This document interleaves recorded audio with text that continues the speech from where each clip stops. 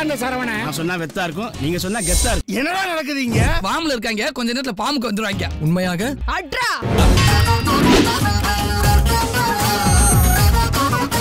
எல்லாருக்கும் வணக்கம்.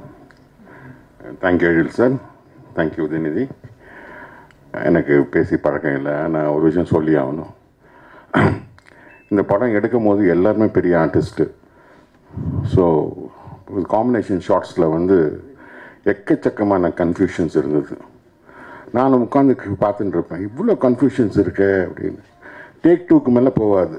நான் டேரக்டரை பற்றி திங்க் பண்ணுவேன், இவ்வளோ மானிட்டர் முன்னால் உட்காந்துட்டு இவ்வளோ பொறுமையாக இருக்கிறாரு, இது எப்படி வரப்போகுது அப்படின்னு. இது ஒரு தடவை இல்லை, ஒரு 2-3 தடவை பெரிய பெரிய ஷார்ட்ஸில் இதை நான் கவனித்தேன். எனக்குள்ளேயே ஒரு கன்ஃபியூஷன், இது என்ன பண்ணுவார்? எல்லாருமே பெரிய ஆர்டிஸ்ட்டு, அவங்கவுங்க க்ரியேட் பண்ணிட்டு இருக்காங்க. கையா முய்யான்னு முருகன் மட்டும் பாவம் கஷ்டப்பட்டுன்னு இருக்கானே, எல்லாருக்கும் டைலாக் கற்றுக் கொடுத்துக்கிட்டு என்ன பண்ண போகிறாங்கன்னு. இன்றைக்கி ஏன் சக்ஸஸ்ஃபுல்லாக இருக்கிறாருன்னா, ஒரு நல்ல எடிட்டரால் மட்டும்தான் நல்ல ஸ்க்ரீன் ப்ளே பண்ண முடியும். எடிட்டிங் தெரிலனா ஸ்க்ரீன் ப்ளே பண்ணவே முடியாது.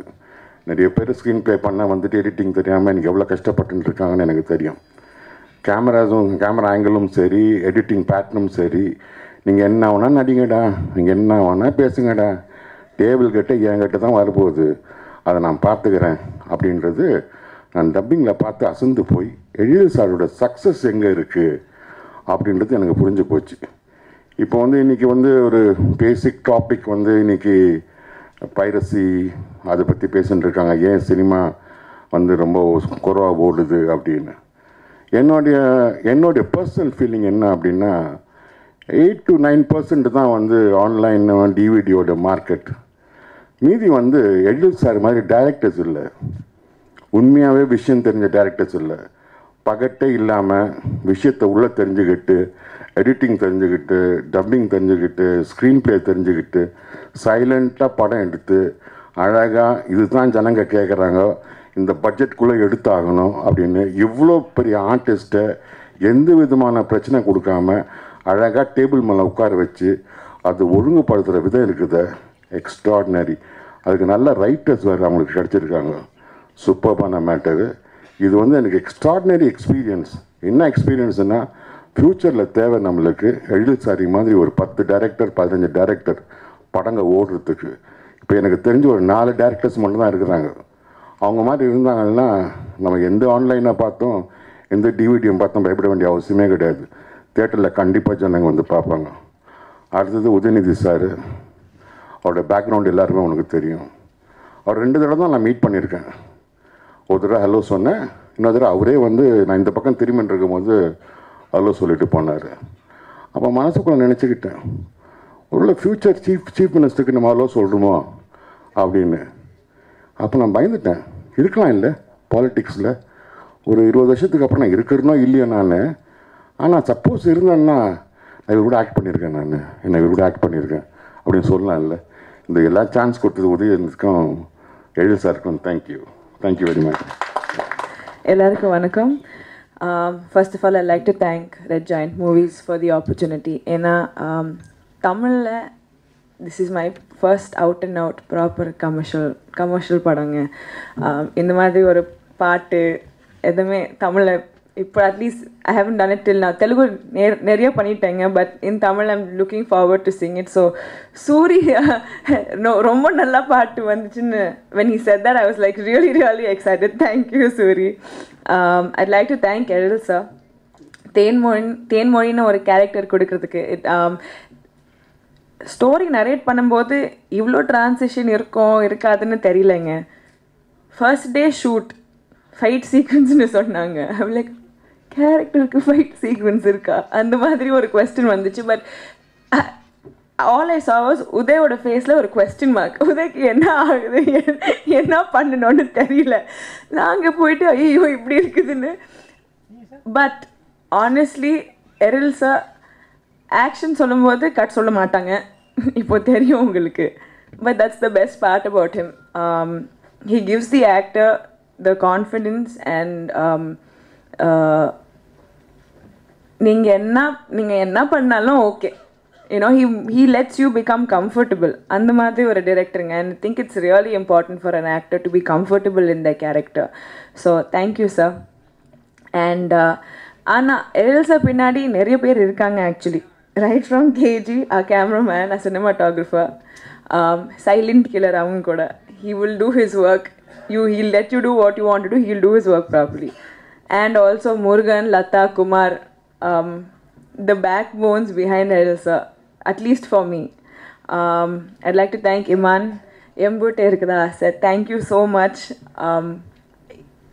அந்த மாதிரி பாட்டு வரும்போது you want to performங்க, you want to look good, you don't want to make the song bad. அதனால தான் I've given it my best. So thank you a lot. Uday, amazing co-star. எல்லாரும் சொன்னாங்க very down to earth. In fact சில டைம்ல you will forget இவங்க தான் ப்ரொடியூசர்னு, because it does not even come out. And amazing co-star, such a lovely person to work with. In fact காரைக்காலில் இருக்கும்போது I used to work out on the terrace. சூரியன் உதயம் அங்கே வந்துட்டு ஒர்க் அவுட் பண்ணுவாங்க. என்ன ஒர்க் அவுட் பண்ணுவாங்கன்னு எனக்கு தெரியலங்க, நீங்கள் கேட்கணும் அவங்களுக்கு. But amazing fun. The entire team, Madhumita, Nitya ma'am, Livingston sir, everybody, Mansur Ali Khan, I think he was our comedian on set for sure. படத்தில் அவங்க வில்லனாக நடிப்பாங்க, but on set for all of us he was the comedian. I'd like to thank, if I've left out anyone else, please thank you so much for being a part of Sarunan Irukabaimen and press and media. Ellarukkum thank you. Nandri. Firstly, I want to thank Elil sir for giving me Fatima. ரொம்ப அழகா character இருக்கு. And உங்களை எல்லாருக்கும் தெரியும் that with every film I try to do different roles, different character. இந்த படத்தை கூட எழில் sir எனக்கு அந்த மாதிரி ஆப்பர்ச்சுனிட்டி கொடுத்துருக்காங்க. So thank you Ezhil sir. I want to thank Uday sir for being such a good co-star. I want to tell you something, that shooting spot na Uday sir எனக்கு நிறைய கதை சொல்வாங்க. I don't know, imaginary weird stories he will tell me, and நானே இன்னோசென்ட்டா போய் கேட்பேன், இதெல்லாம் நிஜமா, அது நடக்குமா, and he will look at me and say, are you serious? I was kidding. And I was like, okay. So sir, henceforth I'm not going to believe any of your story or anything you tell me. And நம்ம எல்லாருக்கும் தெரியும் that Uday sir has a great sense of timing and comedy and sense of human செம்மையாக இருக்குது. அதை Suri sir combine பண்ணானா அந்த கொஞ்சம் வேறு லெவலில் போயிடும். So I am really very very excited to see that combo on 12th May. So yeah, and Iman sir, you are the finest music director we have in our industry. So I feel nothing but grateful that இந்த படத்துக்கு ஒரு song எனக்கு கிடச்சிருக்கு. So thank you so much and நன்றி, and have a great night. Thank you. பார்வையை விட மிக துல்லியமாக எங்களை போன்ற ஆர்டிஸ்டுகளையும் டெக்னீஷியன்களையும் உற்று நோக்கி கொண்டிருக்கும் ப்ரெஸ் அண்ட் மீடியா பீப்புள்ஸ்க்கும், மேடையில் அமர்ந்திருக்கும் எங்களுடைய நண்பர்கள் மற்றும் பெரியவர்கள் அனைவர்களும் இனிய மாலை வணக்கம். சொன்னார் சார் கவனிக்கப்பட வேண்டும் அப்படிங்கிறதுக்காக லேட்டாக வந்துட்டு, கண்டிப்பாங்க ஓகே பண்ணிட்டு சத்யம் தியேட்டர் ஓப்பன் பண்ணுறதுக்கு முன்னாடி ஆடியோ ரிலீஸ் ஃபங்க்ஷனுக்கு போய் நான் உட்காந்துட்டேன். யாருக்குமே நான் அடையாளமே தெரியல, ஏன்னா அதில் கெட்டப் வேற இல்லை, அதனால அடையாளம் தெரியல. இப்போவாவது கவனிக்கட்டுமே அப்படிங்கிறதுக்காக லேட்டாக வரணும்னு வந்து இந்த இடத்துல கண்டிப்பாக நான் உதயநிதி சாரை பற்றி சொல்லி ஆகணும். எங்கள் 2 பேருக்கும் முதல் படம் ஒரு கல் ஒரு கண்ணாடி. ஒவ்வொரு சீனில் நாங்கள் 2 பேரும் முடிச்சுக்கிட்டே இருப்போம். அதாவது ஷார்ட் எடுக்கிறதுக்கு முன்னாடி ஐயோ என்ன பண்ண போகிறோம், 2 பேருக்குமே ஒரே மாதிரி வந்துட்டுருக்கோம், பயத்தை வெளியே காட்டிக்க மாட்டோம். இந்த படத்தில் மறுபடியும் ரொம்ப நாள் கழிச்சு மீட் பண்ணும்போது ரொம்ப டிஃப்ரெண்ட்டாக இருந்தது. சார் டான்ஸுக்காக த்ரோட் இன்ஃபெக்ஷன் இருக்குன்னு சொல்லி பெர்மிஷன் கேட்டவர். ஒவ்வொரு படத்தில் அவரோட அந்த டான்ஸ் மூமெண்ட்லாம் பார்த்து ரொம்ப ஆச்சரியமாக இருந்தது. ஐயோ என்ன ஒரு டெவலப்மெண்ட் சார், சான்ஸே இல்லை. சார் கூட நடித்த ஹீரோயின்ஸ் பற்றி கேட்டிருக்காங்களா இல்லையான்னு தெரியாது, ஆனால் என்ன ஒவ்வொரு ப்ரெஸ்ஸாக இருக்கட்டும் மீடியா இருக்கட்டும், உதயநிதி சார் கூட எப்போ அடுத்து படம் பண்ண போகிறீங்க, எப்போ அடுத்து படம் பண்ண போகிறீங்கன்னு கேட்டுக்கிட்டே இருப்பாங்க. அந்த வகையில் மறுபடியும் நானும் சாரும் சேர்ந்து ஒரு குத்தாட்டம் போட்ட ஒரு படம்னு சொல்லலாம் சரவணன் Irukabaimen. இப்போ பார்த்தீங்களா நிறைய டிரெக்டர்ஸ் அடுத்தடுத்து ஃபீமேல் காமெடியன்ஸ்க்கு ரோல்ஸ் கேரக்டர்ஸ்லாம் கொடுக்கறதே கிடையாது. எழில் சாரை பொறுத்த வரைக்கும் அப்படி கிடையாது. ஒருத்தவங்களுக்கு உண்மையாகவே டேலண்ட் இருக்குது அப்படின்னு தெரிஞ்சிடுச்சுன்னா கண்டிப்பாக அவரோட எல்லா படங்கள்லையும் என்ன மாதிரியான நடிகைகள் கண்டிப்பாக இருப்போம். அதுக்காக எழில் சாருக்கு நான் தேங்க் பண்ணிக்கிறேன். சினிமான்னு சொன்னாலே 2 சங்கர் மறக்க முடியாதுங்க. ஒன்று வந்து ஹை பட்ஜெட் எடுக்கிற சங்கர் சார், ஒன்று ஆர்டிஸ்டோட பட்ஜெட்டை குறைக்கிற இந்த சங்கர் சார். கண்டிப்பாங்க. அதாவது ஒவ்வொரு படத்துக்கும் ஒரு கேப் இருக்கும். இப்படி இருந்தாலும் ஒரு 2 வருஷத்துக்கு அப்புறம் தான் ஒரு படம் எடுப்போம். பட்ஜெட் வந்து அதிகமாகும்னு நினைப்போம். ஆனால் நம்ம சங்கர் சார் இருக்காரே அப்பா, அவர் பேசுகிற விதம் சான்ஸே இல்லைங்க. சீரியஸாக அவர் வந்து டைரக்ட் பண்ணுறதுக்கான வாய்ப்புகள் கூட நிறைய இருக்குது. அந்த அளவுக்கு பேசி எங்களை அட்ராக்ட் பண்ணுவாருன்னா பார்த்துக்கோங்களேன். அடுத்தது சூரி சார் பற்றி சொல்லி ஆகணும். நான் தொடர்ந்து நிறைய படங்கள் பண்ணிகிட்ருக்கேன். ஆனால் வந்து ஒரே ஆர்டிஸ்ட் கூட படம் பண்ணேன்னு பார்த்தீங்கன்னா அது சூரி சார் கூட. இது என்னோடய 3வது படம். இதுக்கு தாங்க நாங்கள் ஆசைப்படுறோம். எங்களுக்கு ஹீரோஸ் கூடலாம் நடிக்கணும், ஹீரோஸ் காம்பினேஷன்லேயே நடிக்கணும் அப்படின்ற ஆசைலாம் இல்லைங்க. ஹீரோஸை விட ஒரு நாள் அதிகமாக டேட் கொடுக்குற, ஹீரோஸோட ஒரு சீன் அதிகமாக நடிக்கிற, ஹீரோஸோட ₹1 அதிகமாக சம்பளம் வாங்குற காமெடியன்ஸ் கூட நடித்தா போதும். ஏன்னா இப்போ காலகட்டம் பார்த்தீங்கன்னா எப்படி ஆயிடுச்சுன்னா, அந்த லிவிங் ஸ்டார் சார்லாம் நடிக்கும்போது பார்த்தீங்கன்னா கண்டிப்பாக காமெடி படத்தில் 3 ஹீரோயின்ஸ் இருப்பாங்க. அதில் ஒரு ஹீரோயின் காமெடினாக இருப்பாங்க. அது ரொம்பவே பார்க்கறதுக்கு நல்லா இருக்கும். ஆனால் இப்போ அப்படி இல்லைங்க. ஹீரோஸ் வந்து ஹீரோயின் பின்னாடி சுற்றுறாங்களோ இல்லையோ, காமெடியன் சுற்றுறாங்க, ரோஸ் கொடுக்குறாங்க, டுயட் பாடுறாங்க, எங்களெல்லாம் கண்டுக்கிறதே இல்லை. ஸோ இந்த ஒரு நிகழ்ச்சி மூலமாக நாங்களும் இருக்கோம் அப்படின்னு சொல்கிறதுக்காகவே இந்த மாதிரிலாம் ட்ரெஸ் பண்ணிட்டு வந்திருக்கேன். மறந்துடாதீங்க. உதயநிதி சார் நிறைய சொல்லணும். ரெட் ஜெயின் மூவிஸ் பற்றி பார்த்தீங்கன்னா உண்மையாகவே ரெட் ஜெயின் மூவிஸ் எனக்கு லைஃப் கொடுத்துருக்கு. அவரோட படத்தில் தான் நான் மதுமிதா, ஒரு கல் ஒரு கண்ணாடி மதுமிதா, இப்போ கூட ஜாங்கிரி தேனிட மதுமிதான் தாங்க சொல்கிறாங்க, ஒரு கல் ஒரு கண்ணாடி மதுமிதான் தாங்க சொல்கிறாங்க. யாருமே வந்து மதுமிதான்னு சொன்னால் டக்குன்னு ஞாபகம் வரல. ஸோ இந்த அளவுக்கு எனக்கு வாய்ப்பு கொடுத்த ரெட் ஜெயின் மூவிஸ்க்கும், உதயநிதி சார் அவர்களுக்கும், எழில் சார் அவர்களுக்கும், சூரி சார் அவர்களுக்கும், மற்றும் எங்கள் எழுச்சூர் அரவிந்த் சார், அவர் வந்து எனக்கு சின்ன திரையிலேருந்தே தெரியும். இவங்க எல்லாருக்குமே ரொம்ப நன்றி சொல்லிக்கிறேன். தேங்க்யூ. ப்ரெஸ் அண்ட் மீடியாஸ், நீங்கள் இல்லைன்னா நாங்கள் இல்லவே இல்லை. எங்களோட ஒவ்வொரு வளர்ச்சிக்கும் காரணம் நீங்கள் தான். எங்களோட படம் ரொம்ப நல்லா வந்திருக்கு. அந்த 80s காலகட்டத்தில் சொல்லுவாங்க தெரியுமா, யாருமே கேரவனுக்குள்ளே போகாமல் எல்லா ஆர்டிஸ்ட்டும் ஒரே இடத்துல உட்காந்து ரொம்ப நேரம் பேசிகிட்டு இருப்பாங்க. அந்த ஃபீல் எங்களுக்கு சரவணன் இருக்க பயமேனில் கிடச்சிதுங்க. ரொம்ப சந்தோஷமாக இருந்தது. எல்லா ஆர்டிஸ்ட்டும் ஒரே இடத்துல உட்காந்துட்டு இருந்தோம். நிறைய ஷேர் பண்ணிக்க முடிஞ்சது. லிவிங்ஸ்டன் சார் நிறைய எக்ஸ்பீரியன்ஸ் எல்லாம் எங்ககிட்ட ஷேர் பண்ணிக்கிட்டாரு. எங்களுக்கு ரொம்பவே பிடிச்சிருந்தது. ஸோ இந்த மாதிரி வாய்ப்புகள் தொடர்ந்து சாரோட படத்தில் எங்களுக்கு கிடைக்கணும். உதய் சார் மறந்துடாதீங்க ஒரு சீன்லையாவது. Thank you so much. தேங்க்யூ. இந்த மாலை வேளையில் இங்கு வந்திருக்கும் அனைத்து சகோதர சகோதரிகளுக்கும், மேடையில் வீட்டிற்கும் அன்பார்ந்த என்னுடைய திரையுலக நண்பர்களுக்கும் என்னுடைய மாலை வணக்கத்தை தெரிவித்துக் கொள்கிறேன். மற்றும் பத்திரிகையாளர்கள், இணையதள வலைதள நண்பர்களுக்கும் என்னுடைய வணக்கத்தை தெரிவித்துக் கொள்கின்றேன். ஆக்சுவலாக நான் ட்ரெய்லர் எதுவுமே பார்க்கல. ஏன்னா நான் ஷூட்டிங் முடிச்சுட்டு இப்போ தான் வந்து லாஸ்ட்டாக உள்ள நுழைஞ்சேன். அதனால் இதில் என்ன இருக்குதுன்னு தெரியாது. ஆனால் என்ன எப்படி வந்திருக்குன்னு எனக்கு தெரியும். அதுக்கு ஒரே காரணம், சரவணன் இருக்க பயமேன்கிற டைட்டில் மாதிரி எழில் சார் இருக்க பயமேன் அப்படிங்கிற விஷயம்தான். இந்த படம் வந்து சரவணன் இருக்க பயமேன்னாங்க, நான் சொல்லுவேன் எழில் சார் இருக்க பயமேன். 50 நாள் படத்தை 100 நாளாக ஓட்டுற அளவுக்கு விளம்பரம் தர்ற ரெட் ஜெயின் இருக்க பயமேன். உதயநிதி ஸ்டாலின் சார் இருக்க பயமேன். காமெடி கிங் சூரி சார் இருக்க பயமேன். இசை மேதை டி இமான் சார் இருக்க பயமேன். நம்முடைய அன்பு அண்ணன் மன்சூர் அலியான் சார் இருக்க பயமேன். ஒளிப்பதிவாளர் வெங்கடேஷ் சார் இருக்க பயமேன். நம்ம அன்பு தம்பி திரு சாம்சன் இருக்க பயமேன். எழுத்தாளர்கள் எழுச்சூர் அரவிந்தன் மற்றும் ஜோதி அருணாச்சலம் அண்ணன் இருக்க பயமேன்.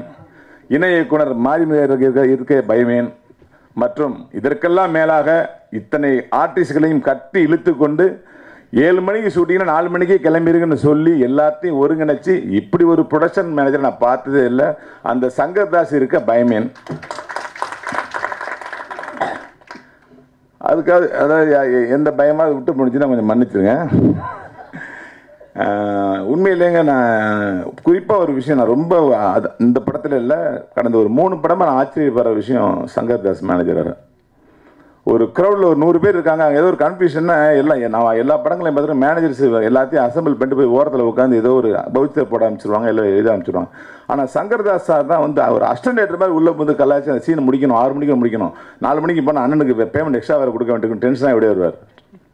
ஓடி வந்து அந்த கூட்டத்தை கலைச்சி என்ன தள்ளு சொல்லி அந்த இடத்தையே ஒரு இதாக்கி அந்த ஷூட்டிங் எளிமையாக நடக்கும். ஆனால் எழில் சார் சொன்ன மாதிரி தான், எழில் சார் வந்து மிகப்பெரிய புத்திசாலி, மானிட்டர் விட்டு எந்திரிக்கவே மாட்டார்.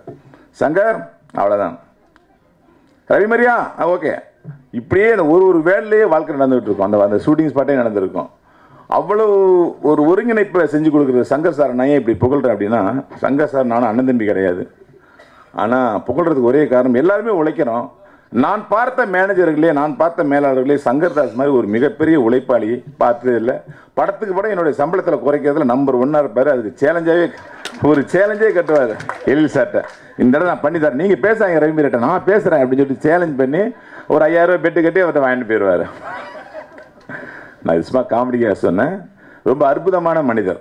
நான் இந்த மேடையில் வந்து சங்கர்தாஸ் அடிக்கடி சொல்கிறதுக்கு காரணமே, இந்த மாதிரி மேலாளர்களை வச்சுருக்கீங்கன்னா நீங்கள் 70 நாள் படத்தை 50 நாளில் முடிக்கலாம், 50 நாள் படத்தை 30 நாளில் முடிக்கலாம். அவ்வளோ ஒரு அற்புதமான ஆள். படத்துக்கு வரேன். ஆக்சுவலாக வந்து எனக்கான தீனி இந்த படத்தில் எழில் சார் எனக்கு கொடுக்கல. ஆக்சுவலாக வேலன் வந்த வெள்ளைக்காரன் படத்தில் வந்து நான் ஒரு 20 நிமிஷம் ஃபுட்டேஜ், ஒரு ஆசியாவிலேயே வந்து ஒரு 20 நிமிஷம் ஃபுல் காமெடி வச்ச ஒரே டேரக்டர் எழில் சார் தான். அது போன படத்தில் அவர் ப்ரூவ் பண்ணி 20 நிமிஷமும் வயிறு குழுங்க வச்சார், எல்லாமே கிளாஸ் பண்ணிங்க. ஆனால் அதுக்கான அந்த அளவுக்கு அதை விட நம்ம படம் பண்ணிடுறோம் அடுத்த படத்தில் நான் ஏங்கிட்டு இருப்பேன். அந்த படம் எனக்கு கிடைக்காது. இது எனக்கு வந்து மனங்குத்தி பறவையிலேருந்து ஒரு படம் கேப் விட்டு நடந்துகிட்டு இருக்கு இந்த சோகம். அது எனக்கு மட்டும் ஏன் நடக்குதுன்னு தெரியல. இந்த படத்தில் நான் ஒரு சீன் தான் பண்ணியிருக்கேன், ஒரு சீன் முனுசாமி மாதிரி. இதை கேள்விப்பட்ட பல பேர் வந்து, அண்ணன் எழில் சார் படத்திலே ஒரு சீன் நடிச்சிக்கலாமே, நம்ம படத்தில் நடிக்கலாமேன்னு ஒரு 2 டேரக்டர் வந்து கேட்குறாங்க. இல்லை சார், எழில் சாருங்கிறது எங்கள் அண்ணன். வசந்த பாலம் வந்து எனக்கு வந்து தெய்வம் மாதிரி. என்னை வந்து டைரக்டர் வாழ்க்கையிலேருந்து நடிகர் வாழ்க்கைக்கு அடி எடுத்து வைக்க காரணமாக இருந்தவர். ஆனால் என்னுடைய காமெடி திறமையை தெரிஞ்சிட்டவர் எழில் சார். என்னுடைய பாதையை வந்து, உனக்கு நீ வில்லத்தனம் மட்டும் இல்லை, நீ காமெடி நல்லா பண்ணுறேன்னு என்னுடைய பாதையை வந்து அழகாக திருப்பி விட்டவர் அண்ணன் தான். அதனால் வந்து அவருக்கு ஒரு சீன் மட்டும் தப்பு இல்லைங்க அப்படின்னா எங்களே அண்ணனா நினச்சிக்கன்னு சொல்கிறாங்க. இதுக்கு தான் நம்ம வந்து பண்ண மாட்டோம் அப்படின்னு நினைக்கிறோம். ஆனால் எழில் சார் என்ன சொன்னாலும் நான் பண்ண வேண்டிய வாழ்க்கை கடவுள் எனக்கு கொடுத்துருக்காரு. ஏன்னா வந்து அவரை மீற முடியாது என்னால். என்னுடைய முழு திறமை எனக்கு எல்லாருக்கும் தெரிஞ்சிருக்குன்னா அதுக்கு வசந்த பாலன் 50% காரணம்னா இன்னொரு 50% எழில் சார் தான். நான் அவர் அண்ணன் தான் கூப்பிட்றேன். காரணம் என்ன, ஒரு அண்ணனுடைய பொறுப்பில் ஒரு தம்பிக்கு என்ன செய்யணுமோ அவர் செஞ்சிட்ருக்கார். அப்புறம் இந்த படத்தில் மன்சூர் சார் வந்து சொன்னாங்க வந்து, நீங்கள் இருக்க வேண்டிய இடத்துல மன்சூர் சார் இருக்கார், பின்னி பிணைஞ்சிருக்காருனாங்க. அதுக்கு என்னுடைய மனமார்ந்த வாழ்த்துக்கள்.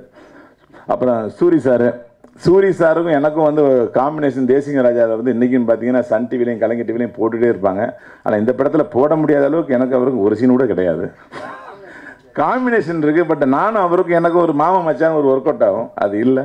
பட் அடுத்த படத்தில் பண்ணுவோம். இமான் சார் இந்த படத்தில் பெரிய விஷயம் என்ன, போன படத்தில் இமான் சார் இல்லை, இந்த படத்தில் இருக்காங்க. பின்னி பெடல் எடுத்திருக்காங்கன்னு நான் கேள்விப்பட்டேன். சாங்ஸ் 2 சாங் கேட்டு ரொம்ப அற்புதமாக இருக்குது சார். மனமார்ந்த வாழ்த்துக்கள். இந்த படத்தில் எனக்கு சின்ன பெரிய லாஸு ஒரு சீன் நடித்தது, மிகப்பெரிய லாபம் உதயநிதி சாருடைய அன்பு கிடைச்சது. ஏன்னா எல்லாரும் வந்து அவர் படத்தில் நடிக்கிறதுக்கு முன்னாடி என்கிட்ட சொல்லுவாங்க, அவர் ரொம்ப நல்ல மனிதர், அவர் ஒரு அரசியல் குடும்பத்து மாதிரி ஆள் மாதிரி இருக்க மாட்டாங்கன்னு நிறைய செய்திகள் எனக்கு வரும். நம்ம வந்து படத்தில் நடிக்கும் போது நான் நினைப்போம்.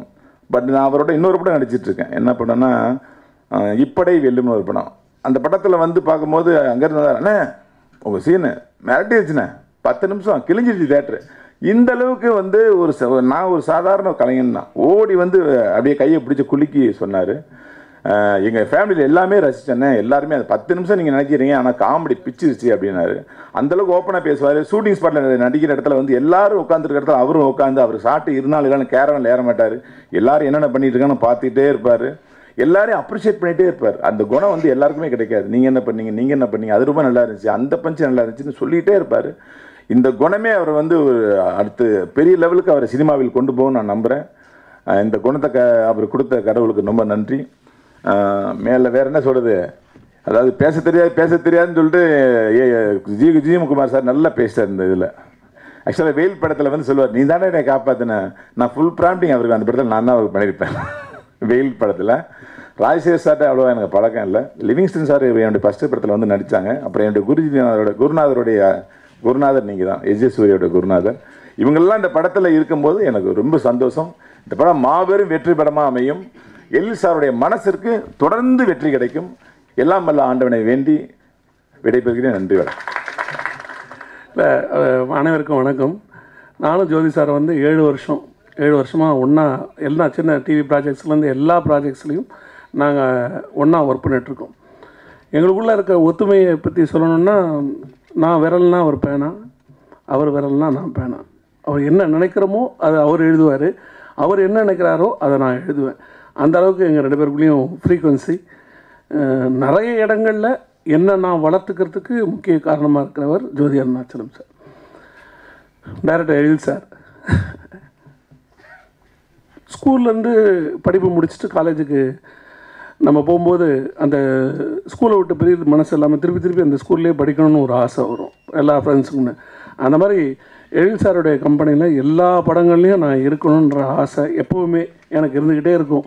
ஏன்னா அவ்வளோ ஜாலியாக இருக்கும், அட்டகாசமாக இருக்கும். அந்த டிஸ்கஷன் போகும் பாருங்கள், அப்போ ஆரம்பிக்கிற காமெடி அந்த படம் ஷூட்டிங் கடைசி நாள் முடிக்கிற வரைக்கும் தியேட்டரில் ஜனங்க சிரிக்கிறத விட 100 மடங்கு ஒவ்வொரு தடவையும் அவருடைய கணீர் சிரிப்பு கேட்டுக்கிட்டே இருக்கும், என்ஜாய் பண்ணிக்கிட்டே இருப்போம்.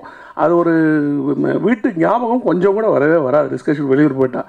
அப்படி ஒரு கலக்கராக இருக்கும். அப்படி ஒரு இருக்கேன்.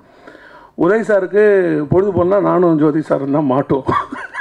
கூப்பிட்டு உட்கார வச்சு கலாச்சி எடுத்துகிட்டு இருப்பார். நான் சொன்னேன், உங்களுக்கெல்லாம் ஹியூமன் ரைட்டர்ஸ், நீங்கள் கலாய்க்கிறத பார்த்தா உங்களுக்கு ரைட்டர்ஸே தேவையில்லை பொழுது சார், நீங்களே அடுத்த படத்துக்கு ஹியூமன் டைலாக்ஸ்லாம் எழுதி கலக்கி எடுக்கலாம், அந்த அளவுக்கு போட்டு கலாச்சிட்டு இருக்கீங்கன்றது கேட்டோம்னே.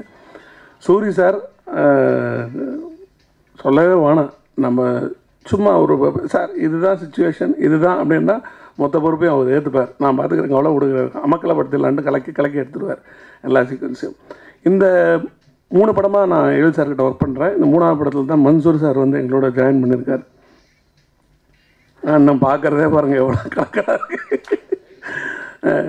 ஸோ ஒவ்வொரு ஸ்டார்ஸும் எல்லாருமே லெஜண்ட்ஸ் தான் அங்கே வந்திருக்கார். ராஜசேகர் சார் பாலைவன சோலையெல்லாம் தூர்தர்ஷனில் பார்த்துட்டு நாங்கள் வந்து பல தடவை கண்ணீர் விட்டு எழுதியிருக்கோம். தூர்தர்ஷன் அந்த பீரியடில் அந்த படம் போடும்போது அப்படிப்பட்ட படங்களோட அவங்களோடலாம் சேர்ந்து ஒர்க் பண்ணுறதுங்கிறது, நான் ஸ்க்ரீனில் பார்த்து ரசித்த பல நடிகர்களுக்கு கூட நான் ஒர்க் பண்ணுறதுங்கிறது வந்து பெரிய பாக்கியம். அந்த பாக்கியத்தை தந்த எழில் சாருக்கு என்னுடைய மிகப்பெரிய நன்றியை நான் தெரிவிச்சுக்கணும். அது ஒரு உணர்வுபூர்வமான விஷயம். அதை வார்த்தைகளால் கண்டிப்பாக சொல்ல முடியாது. நான் பார்த்து ரசித்த படங்கள், நான் அடிக்கடி தியேட்டரில் பாதி நேரம் அவங்கள பார்த்து பிரமித்த நடிகர்கள் தான். சுந்தர புருஷன் பண்ண லிவிங்ஸ்டன் சார் சொல்லாமலே பார்க்கும்போது கிளைமாக்ஸில் எழுந்துன்னு கை தட்டுவோம் அப்படியே தட்டுவோம். அப்போ யாராவது என் பின்னாடி நின்று இந்த லிவிங்ஸ்டன் சாருக்கு நீ டைலாக் எழுதணும்னு சொல்லியிருந்தால் நான் அப்போ சிரிச்சிருப்பேன்.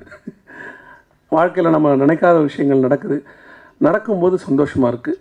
எல்லா விஷயங்களையுமே அதை ஒரு அனுபவமாக எடுத்துகிட்டு போகும்போது நல்லாயிருக்கும்னு நான் நினைக்கிறேன். ஸோ இந்த மேலே வரோம், எழில் சாருடைய மேக்கிங் எப்போவுமே எல்லாருக்குமே தெரியும். இந்த மேலேயும் அவர் தான் கிங்கு. ஸோ உங்களுடைய அனைவருடைய ஆசீர்வாதங்களுடன் இந்த படம் மிகப்பெரிய வெற்றி பெறும் என்று கூறி என்னுடைய சின்ன உரையை முடித்துக் கொள்கிறேன். நன்றி, வணக்கம். எல்லாரை பற்றி பேசினாலும் எப்படியாவது 2 பேர் விட்டு போயிடுறாங்க. அதனால் இங்கே இல்லாதவங்களை பற்றி நம்ம பேசிக்கலாம். ஃபஸ்ட்டு இந்த படத்தோட கேமராமேன் கேஜி, ஒரு நம்ம லாஸ்ட் மினிட்டில் தான் அவரை ஃபிக்ஸ் பண்ணோம். எனக்கு அதுக்கு முன்னாடி வெலகாரதுரை, தேசிங்கராஜாலெல்லாம் கிளாஷ் ஒர்க் பண்ணியிருந்தார். ரொம்ப அற்புதமாக எனக்கு இந்த படத்தில் பண்ணி கொடுத்தாரு. இந்த சாங் எல்லாமே விஷுவல் அவுட்புட் நல்லா வந்திருக்கு அப்படின்னா அதுக்கு மிக முக்கியமான காரணம் வந்து கேஜி தான். அதுக்கப்புறம் டைரக்டர் முருகன் வந்து இருக்கிற இடமே தெரியாது. அவர் வந்து பார்த்திங்கன்னா அவர் ரொம்ப ரொம்ப சிம்பிளாக இருப்பார், ரொம்ப தெய்வ பக்தி. இப்போ பார்த்தாலும் ஒரு பெரிய சந்தன போட்டு வச்சுக்கிட்டு கோயிலுக்கு போயிட்டு மாலை போட்டுட்டு அப்படி இருப்பார். இப்படி ஒரு டெடிக்கேட்டடான ஒர்க்கரை நான் பார்த்ததே கிடையாது. ஏன்னா டவுன் டு எர்த்து இறங்கி வந்து ஒரு செட் அசிஸ்டன்ட் மாதிரி ஒர்க் பண்ணுவார். உதய் சார் கூட சொன்னார், எனக்கு ஆர்ட் டைரக்டர் யாரும் தெரியல அப்படின்னு சொன்னார். ஸோ அது இருக்கிற இடமே தெரியாது, அந்தளவுக்கு ஒர்க் பண்ணி கொடுப்பாரு. அப்புறம் இந்த படத்தோட எடிட்டர் ஆனந்த், அவ்வளோ என்ன சூரி சொன்ன மாதிரி நம்ம நிறையா எடிட்டில் அதை கட் பண்ணி இதை கட் பண்ணி சொல்ல ஒரு சின்ன கோபம் கூட வராது. நான் ஒன்று சொல்லுவேன், அசிஸ்டண்ட் ஒன்று சொல்லுவார், ஜோதினா ஒன்று சொல்லுவாங்க. பட் எந்த கோபமுமே பட மாட்டார் அவர். ரொம்ப நிதானமாக சரி சார் அப்படின்னு பண்ணி கொடுப்பார். படம் நல்லா வந்திருக்கு அப்படின்னு காரணம்னா இது மிக முக்கியமான ஒரு காரணம் இந்த எடிட்டர் ஆனந்த் அவர்கள் தான். ட்ரெய்லர் ரொம்ப முக்கியமாக, ஏன்னா ட்ரெய்லருக்கு நான் உட்காரவே இல்லை, அதனால தான் நல்லா வந்திருக்கு நினைக்கிறேன். ரொம்ப அழகாக அவங்க எல்லாருமே உட்காந்து சங்கர் தலைமையில் ஜோதினன் தலைமையில் தான் பண்ணாங்க. அதை நான் பார்த்தோன்னே எனக்கு ரொம்ப பிடிச்சிருந்துச்சு. ஆனால் கொஞ்சம் பில்டப் ஜாஸ்தியாக இருக்குது அப்படின்னு நினச்சேன். பட் இருக்கட்டும், பரவாயில்ல, யாரும் நம்மளை நம்ப மாட்டாங்க இவ்வளோ பில்டப் கொடுத்தாலும் அப்படின்னு சொல்லி வச்சேன். அந்த வந்து படம் வரத்துக்கு முன்னாடியே அந்த ட்ரெய்லர் வந்து ரொம்ப அழகாக போய் ரீச் ஆச்சு. அதுக்கப்புறம் எல்லாருமே சொல்லிட்டாங்க, என்னன்னு தெரில, சங்கர் சொல்லி வச்சாரா என்னன்னு தெரியல, சங்கரை பற்றி எல்லாம் பேசியிருந்தாங்க. ஒரு 4-5 படமாக தான் எனக்கு ஒர்க் பண்ணிகிட்ருக்காரு. சின்ன பட்ஜெட்டில் பண்ணுறது வந்து ரொம்ப கஷ்டமான விஷயம், அதில் ஒரு குவாலிட்டியை கொடுக்குறது ரொம்ப கஷ்டமான விஷயம். அதில் வந்து எனக்கு முடியுது அப்படின்னா சங்கர் ரொம்ப மிக முக்கியமான ஒரு காரணம். ஸோ அது வந்து ஒரு சின்ன பட்ஜெட்டாக போகும்போது நான் எல்லாத்தையுமே ரிக்வெஸ்ட் பண்ணி கேட்டுக்கிறது அதுதான், கொஞ்சம் அந்த கொஞ்சம் கம்மி பண்ணி பேசிங்க அப்படின்னு சொல்லி பேசுவேன். ஸோ அதில் வந்து அதை தான் அவர் பேசுகிறாரு.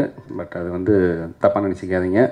இப்போ இருக்கிற இண்டஸ்ட்ரி சூழ்நிலை எப்படி தான் இருக்குது. இதுதான் வந்து பிஸ்னஸ் அப்படின்னா அதுக்குள்ளே பண்ணால் தான் அது நமக்கு நியாயமாக தெரியும். அப்போ தான் ஒரு ப்ரொடியூசர் தப்பிக்க முடியும்.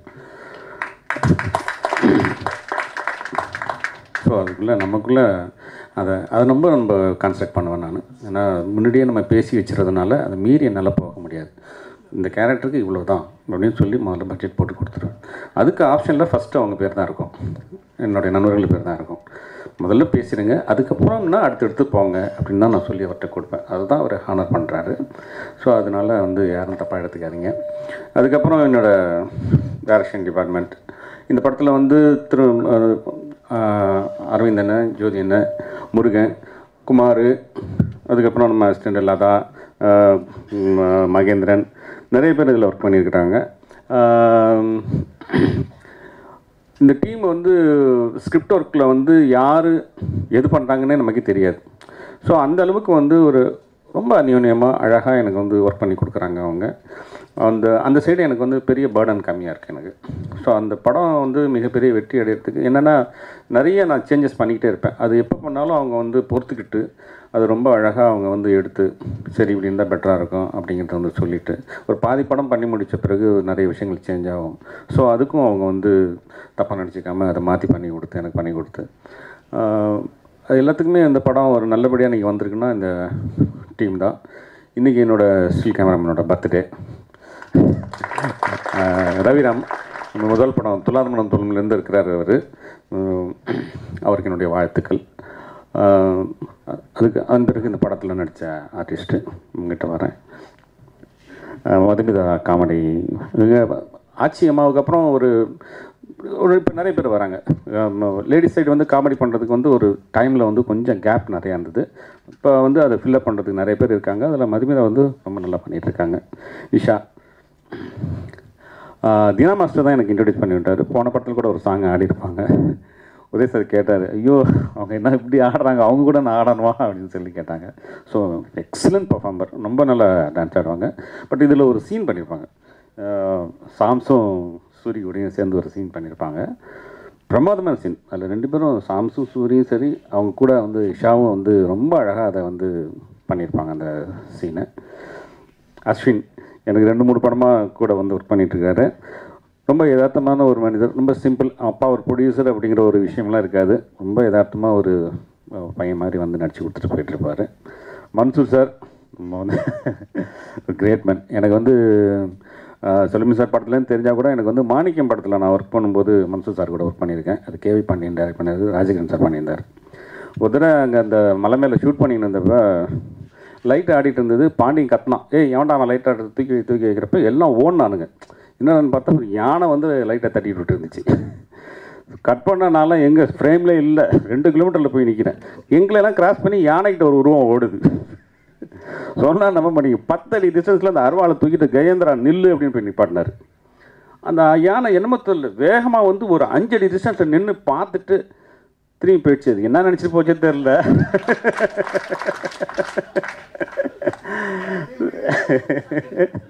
ஸோ அந்த போல்னஸ் பார்த்து நான் எல்லாம் மிரண்டுட்டோம் நாங்கள். ஸோ அந்தளவுக்கு ஒரு டஃப்பான ஆள் தான் வந்து மன்சூர் சார். வாழ்த்துக்கள். சூரி ஒரு கிரேட் மேன். எப்படி சொல்கிறது அப்படின்னா, எந்த ஒரு கதாபாத்திரமாக இருந்தாலும் அதை வாங்கிக்கிட்டு அதுக்கப்புறம் வந்து என் கூட தனியாக வந்து உட்காந்து பேசுவார். வாங்கிட்டு போயிடுவார், ஸ்கிரிப்டை வாங்கிட்டு போயிட்டு அதுக்கப்புறம் உட்காந்து அண்ணா இது இப்படி பண்ணிக்கலாமா அப்படி பண்ணிக்கலாமா. எனக்கு ஒரு பெரிய ஒரு பலமாக இருக்கும். ஒரு ஷூட்டிங் போகும்போது சூரிய இருக்காரு அப்படின்னா எனக்கு ஒரு மிகப்பெரிய ஒரு பலமாக இருக்கும். சரி அந்த போர்ஷனை விட்டுறலாம்டா, அதை வந்து எப்படியும் வந்து அவராகவே பேசிக்குவார். அவரே அரவிந்தனை கூப்பிட்டு ஜோதியனை கூப்பிட்டு உட்காந்து இது இப்படி பண்ணலாமா அப்படி பண்ணலாமான்னு பேசிட்டு அதுக்கப்புறம் எனக்கு ஸ்கிரிப்ட் வரும், வேறு ஒன்று வரும் அது. ஸோ அந்த மாதிரி ஒரு உள்ளே பூந்து அந்த ஸ்கிரிப்டில் அதை எலிவேட் பண்ணுறது. புஷ்பா புருஷன் அப்படிங்கிறத வந்து சிம்பிளாக தான் பண்ணோம் நாங்கள். அதை ரொம்ப அழகாக எலிவேட் பண்ணி ரொம்ப சூப்பராக கொண்டு வந்தது வந்து அதில் வந்து அவருடைய பார்ட்டிசிபேஷன் நிறையா இருக்கும். அதில் வந்து காஸ்டியூம்லேருந்து அதில் ஒரு ஃபைலை கையில் வச்சுக்கலாமா அப்படிங்கிறதுலேருந்து. ஸோ அந்த மாதிரி எல்லா விஷயத்தையும் சின்ன சின்ன விஷயங்கள்லாம் மெருகேற்றி, ஏன்னா ஒரு காமெடியன் வந்து நம்ம கொடுக்குறத மாத்திரம் பண்ணிட்டு போனால் சத்தியமாக வந்து பேர் வாங்கவே முடியாது. அவங்களுக்கு சுயமாக வந்து அதுக்குள்ளே பூந்து ஏதாவது பண்ணணும் அப்படின்னு முடிஞ்சால் தான் அதை வந்து சிறப்பாக அதை செய்ய முடியும். அதை வந்து சூரிய எனக்கு 4-5 படமாக ரொம்ப அற்புதமாக பண்ணி கொடுத்துருக்காரு. அடுத்த படத்துலையும் நல்லா பண்ணுவீங்கன்னு நான் நம்புகிறேன். நல்லா பண்ணுங்க.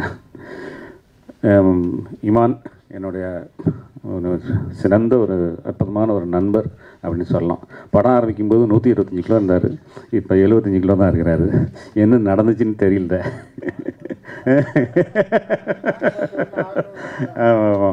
எவ்வளோ அவர் வந்து ஃபுட்டில் வந்து இன்ட்ரெஸ்ட் அப்படின்னா, இங்கேருந்து பாம்பே போவோம் ஸ்ரேயா கோஷல் வாய்ஸ் மிக்சிங்காக. ஒரு 12:30 இருக்கும், அங்கே அதுக்குள்ளே வந்துடுவாங்க. அவங்க வெயிட் பண்ணிகிட்டு இருப்பாங்க. போகிற வழியில் ஒரு தாபா இருக்கும். அந்த தாபாவை விட்டால் அதுக்கப்புறம் திரும்பி வர முடியாது லஞ்சுக்கு. இவர் வந்து, சார் டைம் ஆகி போச்சு, போயிடலாமா வாய்ஸ் மிக்சிங்கு? சாப்பாடு முக்கியமா நமக்கு வந்து வாய்ஸ் மிக்சிங் முக்கியமா அப்படின்னா, நமக்கு அப்படின்னா இல்லை சாப்பாடு தான் முக்கியம் அப்படின்ட்டு ஸ்ரேயாவுக்கு ஃபோன் பண்ணி, அவங்க ரொம்ப செல்லம். ஆனால் அவங்க வந்து அவ்வளோ பெரிய சிங்கர், பட் இமான் கூட வந்து அவ்வளோ க்ளோஸாக இருப்பாங்க. கொஞ்சம் நான் வந்து வந்துட்டுருக்கேன், அந்த வேலை ஒரு நல்ல ஹோட்டல் இருக்குது, அப்போ நீங்கள் லஞ்ச் முடிச்சுட்டு வாங்க அப்படின்னு அவங்களே சொல்லிவிடுவாங்க. பார்த்தீங்களா, அவங்களே சொல்லிட்டாங்க. அப்புறம் இப்படி கேட்டால் இப்படி தான் சொல்லாமல் இருப்பாங்க அப்படிங்க. ஸோ அந்த அளவுக்கு வந்து அவ்வளோ, ஏன்னா அவர் இழைச்சதுக்கு ரொம்ப ஆச்சரியமாக இருந்துச்சு எனக்கு. ஏன்னா மற்ற பேர் இழைச்சா பரவாயில்ல, இமான் வந்து அப்படி வந்து வேறு எதுவுமே அவருக்கு இதுக்கே கிடையாது. இப்போ முதல்ல வந்து கம்போசிங் முன்னாடி அவருக்கு வந்து ஒரு பிரியாணி போட்டுருவோம். ரொம்ப கோச்சுக்குவார். இல்லைன்னா இப்போ அடுத்த படத்தில் எப்படி மடக்கிறதுன்னு தெரியல, டயட்டில் இருக்கிறாரு. அப்புறம் ரெஜினா இல்லைங்க, பட் வந்து ஒரு ரொம்ப அருமையான ஆர்டிஸ்ட். அவங்க அற்புதமான ஆர்டிஸ்ட். அவங்கள பற்றி நிறைய சொல்லலாம். அவங்க ஏன்னா அவங்களுடைய ஹெல்த் கான்சியஸ் ரொம்ப பிடிக்கும் நமக்கு. ஃபுட்டு வந்து கம்பெனியில் கூட சாப்பிட மாட்டாங்க. அவங்க ஏதோ செப்பரேட்டாக ஒரு இது ஆர்டர் பண்ணி சாப்பிட்றாங்க. ஸோ அது மாதிரி கான்சன்ட்ரேஷன் காஸ்டியூம்லேருந்து எல்லாத்துலேயுமே ரொம்ப அழகாக பண்ணுவாங்க. இந்த படத்தில் வந்து ரொம்ப அழகாக வந்து ஒரு இதுக்கப்புறம் அவங்களுக்கு ஒரு, ஏன்னா அவங்களோட தெலுங்கு படங்கள் நிறைய பார்த்தேன், அதில் காஸ்டியூமில் வந்து ரொம்ப பிரமாதமாக பண்ணியிருந்தாங்க. அதுக்கப்புறம் தான் அவங்கள வந்து மாற்றினேன் நான். சரி இதெல்லாம் அவங்களுக்கு ரொம்ப பர்ஃபெக்டாக இருக்குது அப்படின்னு சொல்லி அவங்கள மாற்றினேன். அது ரொம்ப ஆப்டாக அதுக்கு செட் ஆகிடுச்சு. இந்த படத்தில் அவங்களுக்கு நல்ல பேர் கிடைக்கும். சிருஷ்டி ரொம்ப எனக்கு பிடிச்ச ஆர்டிஸ்ட்டு. இந்த கன்னத்தில் கோழி வருவது எல்லாருக்குமே பிடிச்ச மாதிரி எனக்கு ரொம்ப பிடிக்கும். ஒரு சின்னதாக ஹம்பிளான ஒரு நல்ல கேரக்டர், இந்த கேரக்டருக்கு ரொம்ப நல்லாயிருக்கும் அப்படின்னு சொல்லி ஃபீல் பண்ணோம். அது ரொம்ப அழகாக அவங்க பண்ணி கொடுத்துருக்காங்க. அவங்களுக்கு என்னோட நன்றி. அப்புறம் கவிஞர் யுகபாரதி. யுகபாரதி பற்றி நிறையா சொல்லலாம். அவர் வந்து என்னென்னா, ஒரு சாங் வரும்போது உட்காந்துக்கிட்டு அவர் திடீர்னு டேரக்டராக இருப்பார், அப்புறம் ஒரு மியூசிக் டேரக்டர் ஆகிடுவார். அதுக்கப்புறம் என்ன ரூபம் எடுப்பாருன்னு நமக்கு தெரியாது அங்கே. அந்த மாதிரி, ஏன்னா அவங்களுக்கும் இமானுக்கும் வந்து நல்ல ஒரு புரிதல் இருக்கிறது. அப்படிங்கிறதுனால நம்ம ஏதாவது வந்து சொல்லணும்னு நினைக்கிறத டப்புன்னு சொல்லுவார். இது வந்து ரொம்ப மொக்கையாக இருக்கே அப்படின்னு முதல்ல அவர் தான் சொல்லுவார். ஸோ அவங்களுக்குள்ளே பேசி நம்மக்கிட்ட வரவே வராது.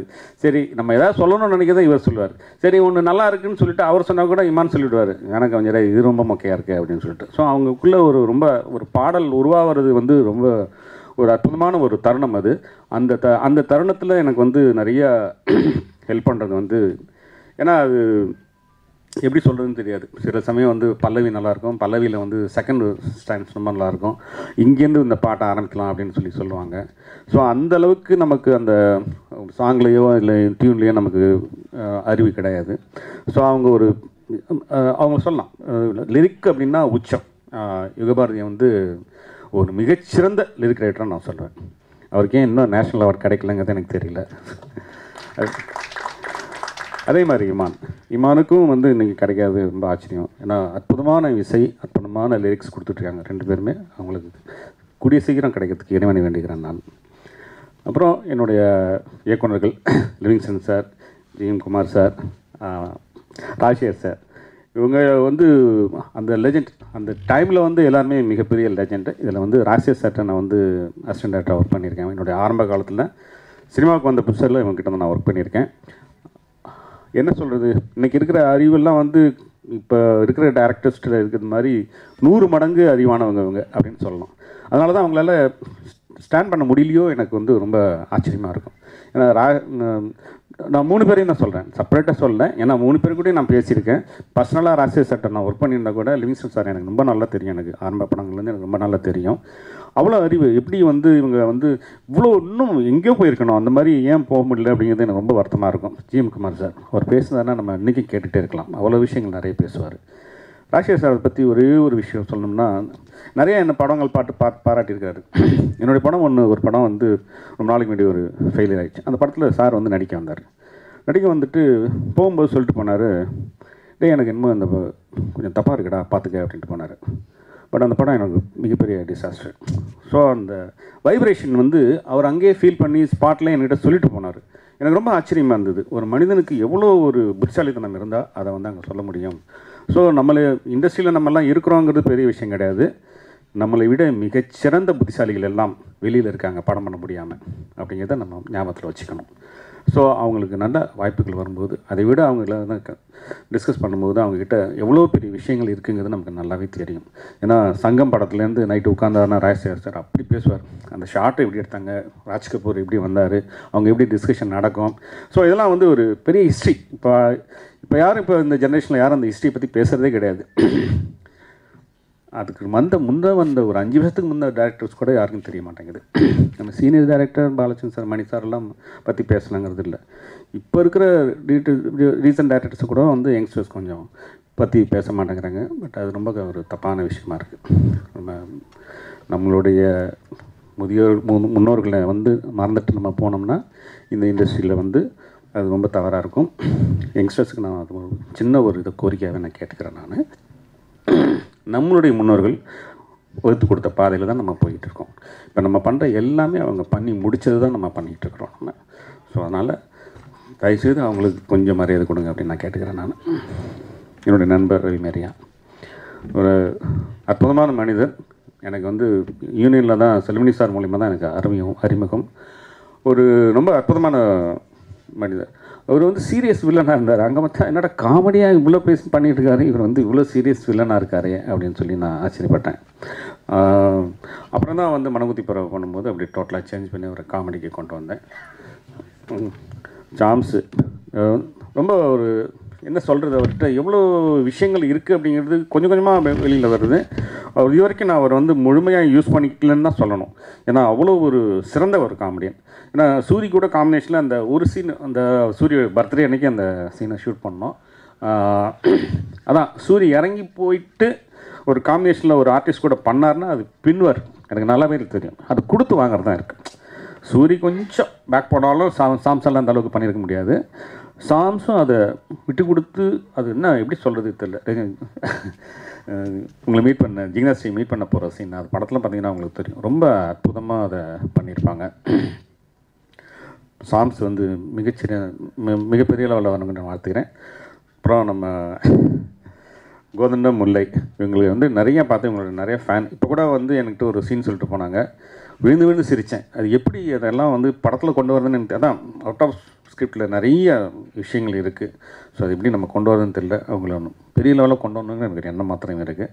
எஸ்பெஷலி டவுசர் பாண்டியோட உல்ட்டாவாக ஒரு விஷயம் பண்ணி காமிச்சிங்க, ரொம்ப அருமையாக இருந்துச்சு. குரோஷி அற்புதமான ஒரு இதான் டேலண்டட் நிறைய இங்கே இருக்கிறாங்க. கண்டிப்பாக அவங்களெல்லாம் நான் யூஸ் பண்ணிக்கணும்னு நினைக்கிறேன் நான். அப்புறம் இந்த படம் வந்து எனக்கு உதய் சார் வந்து என்ன எப்படி நான் ரொம்ப பயந்தேன். இவங்க ஒரு இவ்வளோ ஒரு பெரிய கன்சர்னு பெரிய இடம், இங்கே போய் எப்படி தான் நம்ம வந்து காமெடி பண்ணிக்கிட்டு இருக்கோம், நம்ம ரொம்ப கூலாக நான் பண்ணிகிட்டு இருப்பேன், இப்படி போய் பண்ணுவேன், இப்படி ஸ்ட்ரிக்டாக இருந்தால் நான் என்ன பண்ணுறது அப்படின்னு. அங்கே போய் பார்த்தா தான் வந்து ரொம்ப இப்படி ஒரு எளிமையான ஒரு மனிதரை நான் வந்து பார்க்கவே இல்லை. ஸோ அப்படி ஒரு யதார்த்தமான ஒரு மனிதர், ரொம்ப எளிமையான ஒரு மனிதர். என்ன ரொம்ப ஸ்கிரிப்ட் கேட்டோ சரி இல்லை எதுவோ சரி, எது கேட்டாலும் சரி ஓகே அப்படின்னு சொல்கிற ஒரு ப்ரொடக்ஷன். அந்த படம் இந்த ரெட் ஜெயின் மூவிஸை பற்றி சொல்லவே வேண்டாம். இன்றைக்கி இந்த படத்தோட பப்ளிசிட்டி இந்த கொண்டு போய் ரீச் பண்ணுற விஷயம், மூர்த்தி சார் ஆகட்டும், ராஜ் சார் ஆகட்டும், அங்கே இருக்கிற மேனேஜர்ஸ் ஆறுமுகம் ஆகட்டும், மற்ற ஆஃபீஸ் ஆகட்டும், எல்லாருமே சரி இது ஒரு படத்தோட வெற்றிக்காக மாத்திரமே அவங்க இருப்பாங்க. உதய் சாரோட எண்ணங்களுக்கு மாத்திரமே அவங்க வந்து மரியாதை கொடுக்குறாங்க. உதய் சார் பார்த்திங்கன்னா எல்லாத்தையும் எல்லாரும் யார் என்ன சொன்னாலும் அதை கேட்டுக்கிறாரு அவங்க இதில். அதே மாதிரி எந்த ஆர்டிஸ்ட் வந்தாலுமே வந்து இவ்வளோ ஆர்டிஸ்ட்டை வச்சுக்கிட்டு சாரை கொண்டு உள்ளே திணிக்கிறது எனக்கு பயமாக இருக்கும். ஐயோ இவங்க ஒரு டைலாக் பேசுகிறாங்க, இவங்க ஒரு டைலாக் பேசுகிறாங்க, சாருக்கு ஒரு இடையில ஒரு டைலாக் வருது, ஏதாவது கன்ஃபியூஸ் ஆகிட போகிறாரா, நமக்கு வந்து ப்ராம்ப்டாக இல்லையே சில விஷயங்கள் ஒரு இந்த சீனில் அப்படின்னு நான் நினச்சி ரொம்ப பயப்படுவேன். அங்கே போய் உட்காந்து பார்த்தா உதய் சாரை வந்து அவர் டைலாக்கை கூட இன்னொருத்தட்ட கொடுத்துட்டு இருப்பார். இதை நீங்கள் பேசுங்க, இதை நான் பேசிக்கிறேன். இங்கே முருகா இங்கே உதய் சாரோட டைலாக் வரலையே அப்படின்னு கேட்டால், சார் இதை அவர்கிட்ட கொடுத்துட்டார் சார். அப்பா ஸோ அந்த மாதிரி அவ்வளோ என்ன உதய் சார் கூலுன்றாரு, நான் கூலெலாம் கிடையாது. அவர் கூட கம்பேர் பண்ணும்போது அவ்வளோ ஒரு எளிமையான ஒரு கூலான ஒரு பர்சன். இமான் சொன்ன மாதிரி லிவிங்ஸ்டன் சார்லாம் சொன்னார், ரொம்ப ஒரு நல்ல நடிகர் அவருக்குள்ளே இருக்கார் அப்படிங்கிற மாதிரி சொன்னார். ஒரு அற்புதமான ஒரு நடிகர் அவர். நான் திரும்பவும் சொல்கிறேன், இந்த படம் ஒரு காமெடி படம் நல்லா வந்திருக்கு அப்படின்னா அதுக்கு வந்து ரொம்ப ஒரு அற்புதமான ஒரு நடிகர் இதில் பண்ணதுனால தான் அந்த படம் வந்து ரொம்ப அழகாக வந்திருக்கு. இந்த படம் வந்து மிகப்பெரிய வெற்றி படமாக அமைஞ்சதுக்கு வந்து உதய் சார் வந்து மிக முக்கியமான ஒரு காரணமாக நான் சொல்லிக்கிறேன். இந்த படத்தை எனக்கு கொடுத்ததுக்காக உதய் சாருக்கு மீண்டும் முதல்ல நன்றியை தெரிவிச்சுக்கிறேன். இந்த விழாவுக்கு வந்தது அத்தனை பேருக்கும் என்னோட நன்றியை தெரிவிச்சுக்கிறேன். யாராவது நான் விட்டுருந்தா மன்னிச்சிடுங்க, அவங்களுக்கு நான் நன்றியை தெரிவிச்சுக்கிறேன். நன்றி.